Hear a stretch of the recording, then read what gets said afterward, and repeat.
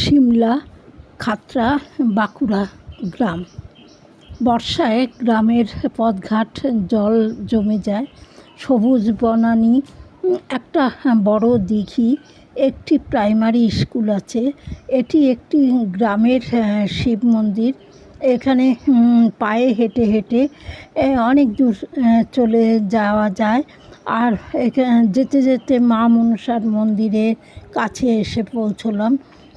এখন মায়ের পুজো হচ্ছে, সব সবুজে ঘেরা চারিদিক, যেন সবুজের আলোয় শুধু সবুজ, প্রাণ জুড়িয়ে যায়। কি অপূর্ব সুন্দর এই গ্রাম, না দেখলে বোঝাই যায় না কি দেখলাম।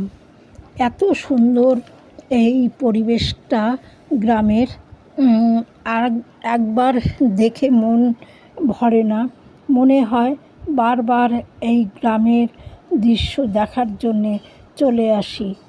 কিন্তু এরকম সুযোগ যদি হয় তাও বারবার আসা যাবে, এই ভেবে আমরা আশ্বস্ত হই যে হ্যাঁ, আবার ফিরে এসে দেখব এই গ্রামটাকে।